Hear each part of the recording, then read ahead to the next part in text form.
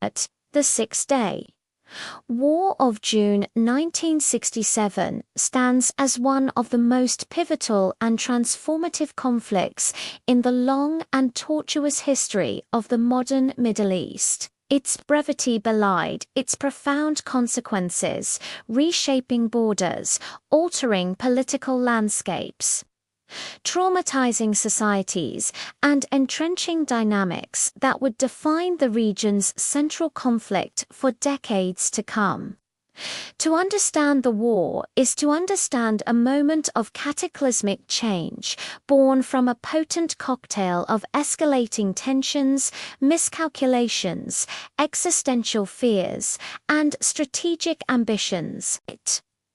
The roots of the 1967 conflict stretch back to the very founding of the State of Israel in 1948, and the subsequent Arab-Israeli War, known to Israelis as the War of Independence, and to Arabs as the Nakba or catastrophe. The 1949 armistice agreements left Israel within provisional boundaries, with Jordan occupying the West Bank and East Jerusalem, and Egypt holding the Gaza Strip. These lines were not recognized as permanent borders by the Arab states, who remained officially in a state of war with Israel. The period that followed was characterized by persistent instability, cross-border raids by Palestinian Fedayeen, often from Egyptian and Jordanian territory, and harsh Israeli retaliatory strikes created a cycle of violence. The situation was further militarized by the emergence of the Palestine Liberation Organization PLO in 1964. With its charter calling for Israel's elimination. By the mid-1960s, the regional political scene had radicalized. The rise of Pan-Arab nationalism, championed by Egypt's charismatic president Jamal Abdel Nasser, created a powerful ideological force opposed to Israel's existence. Nasser, though initially cautious, found himself increasingly pressured by more radical Arab voices, particularly from Syria, where the Ba'athist regime was engaging in a fierce ideological and military rivalry with Israel.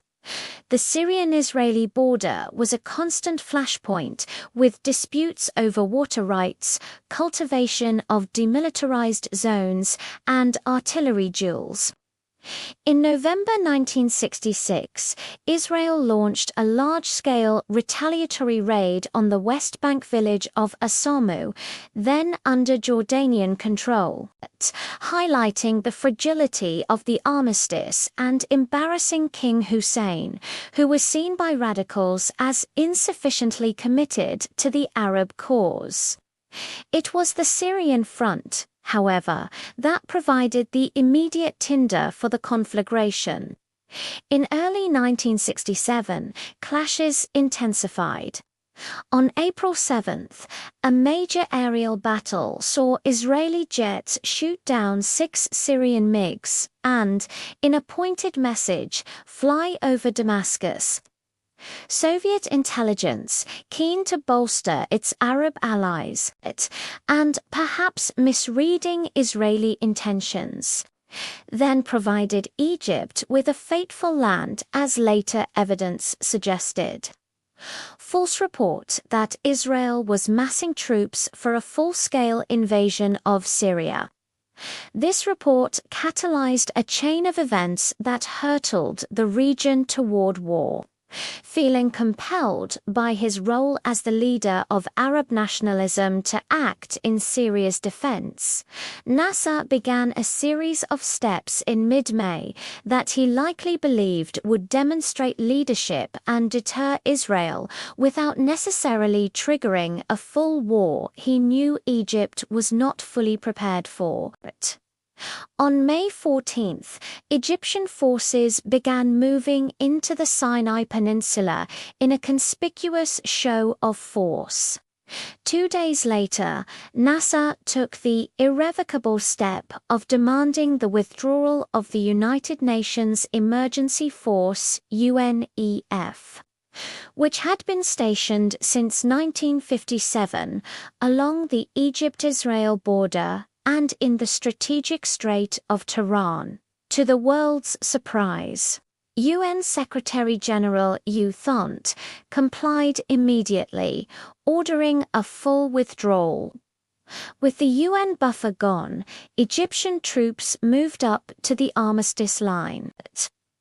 The crisis deepened dramatically on May 22 when Nasser announced the blockade of the Strait of Tiran to Israeli shipping, closing Israel's access to the Red Sea via the Gulf of Aqaba and its southern port of Eilat.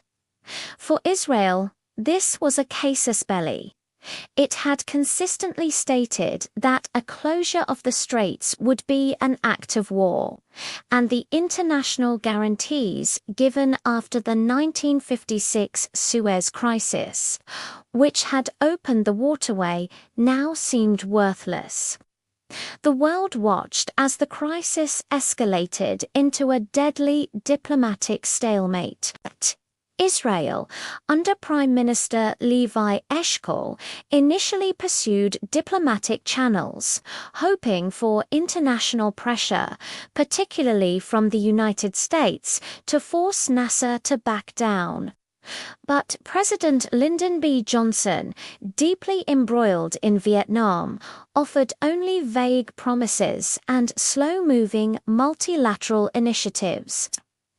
In Israel, a national unity government was formed, and the popular hero of the 1956 war, Moshe Dayan, was appointed defense minister. Palpable sense of existential dread descended upon the Israeli public.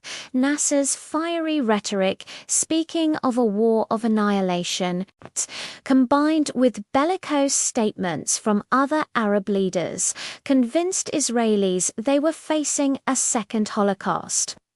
Air raid shelters were dug, mass graves prepared, and a mood of grim determination took hold. Meanwhile, the Arab world was swept up in a wave of nationalist euphoria. Nasser's moves were celebrated as the restoration of Arab dignity. Jordan's King Hussein, despite long-standing tensions with Nasser, felt he had no choice but to join the Arab coalition to avoid being overthrown by his own population. On May 30th, he flew to Cairo and signed a mutual defense pact, placing the Jordanian military under Egyptian command. Iraqi troops also began deploying to Jordan. To Israel, the noose appeared to be tightening. By early June, Egypt had over 100,000 troops and nearly 1,000 tanks in the Sinai. The Israeli leadership, after days of tense debate, concluded that diplomacy had failed and that time was not on its side. A preemptive strike was deemed a military necessity. On the morning of June 5, 1967, Israel launched Operation Focus. The war began not with a ground assault, but with a meticulously planned aerial campaign that remains one of the most successful in military history. Taking off at dawn, virtually the entire Israeli Air Force struck Egyptian airfields in a series of coordinated waves. Catching the Egyptians by complete surprise, their senior commanders were en route to bases. Israeli jets destroyed over 300 Egyptian aircraft, mostly on the ground, in the space of a few hours. Having achieved near-total air supremacy in the south, the Israeli Air Force then turned north and east, devastating the air forces of Jordan, Syria, and later Iraq. By midday, the fate of the war was largely sealed. The Arab allies had lost over 450 aircraft. Israel lost only 19. With control of the skies secured, Israel's ground forces moved into action on 3 fronts. In the south, 3 Israeli divisions under commanders like Israel Tal, Ariel Sharon, and Avraham Yoff slammed into the Egyptian defenses in the Sinai. Despite being outnumbered, the Israeli strategy relied on speed, initiative, and combined arms tactics. They avoided frontal assaults on strongpoints, instead using armored thrusts to outflank and encircle Egyptian formations. The battle was fierce, but the collapse of Egyptian command and control, compounded by the loss of air cover, led to a rout. By June 8, Israeli forces had reached the Suez Canal, occupying the entire Sinai Peninsula. The Egyptian army was shattered, with thousands of casualties and over 10,000 soldiers captured in often desperate conditions. On the Eastern Front, Israel had initially hoped to avoid fighting Jordan, conveying a message through intermediaries to King Hussein urging him to stay out. However, under Egyptian command and perhaps believing Egyptian reports of great victories, Jordanian forces opened artillery fire and seized the UN headquarters in Jerusalem. Israel responded with full force. In a bitter two-day battle, Israeli paratroopers fought their way through the narrow streets of East Jerusalem, culminating in the iconic moment on June 7 when they reached the Western Wall, the holiest site in Judaism, from which Jews had been barred since 1948. Simultaneously, Israeli forces drove into the West Bank, outmaneuvering the Jordanian military by nightfall. On June 7, all of Jerusalem and the West Bank were under Israeli control.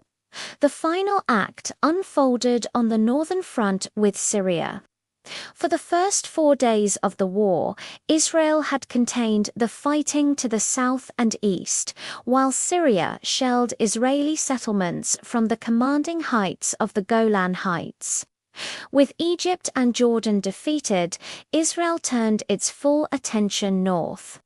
Under intense domestic pressure to eliminate the Syrian threat once and for all, the Israeli government authorized an assault on June 9 in a brutal uphill battle against entrenched Syrian positions.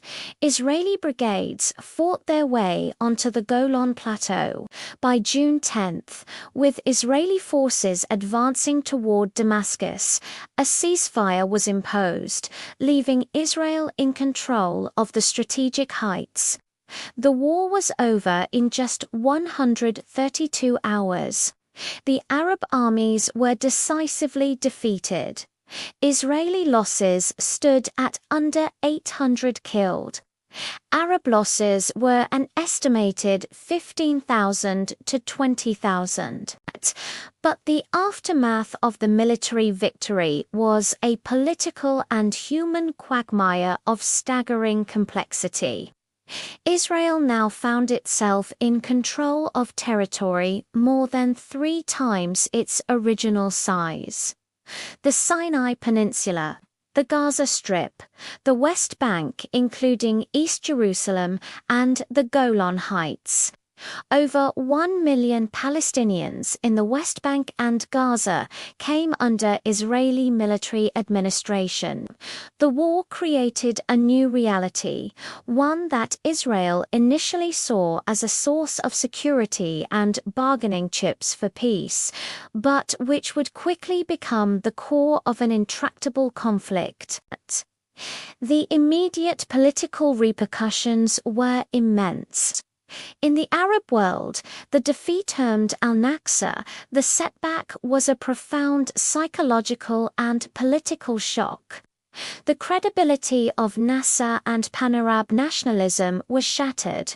Nasser resigned in a televised address, only to be brought back by massive street demonstrations, but his prestige never recovered.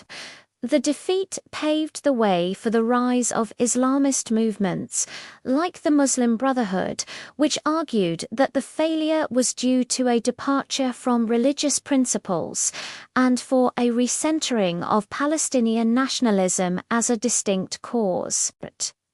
In November 1967, the UN Security Council passed Resolution 242, which established the principle of land for peace, calling for Israeli withdrawal from territories occupied in the conflict in exchange for peace and secure boundaries. Its deliberate ambiguity, the English version did not say all territories would fuel endless debates. For Israel, the victory was initially a moment of euphoria and soaring national confidence. The sense of existential threat had lifted. The Jewish state had proven its military prowess, but the unification of Jerusalem under Israeli control held deep religious and emotional significance. However, the occupation of vast Palestinian territories soon presented a moral and political dilemma. The initial hope that the newly acquired lands could be traded for a comprehensive peace quickly faded. Arab leaders, meeting in Khartoum in September 1967, issued their famous three no's. No peace with Israel, no recognition of Israel, no negotiations with Israel. This, combined with Israel's own political shifts, led to a hardening of positions. The most enduring and incendiary consequence was the fate of the Palestinian territories.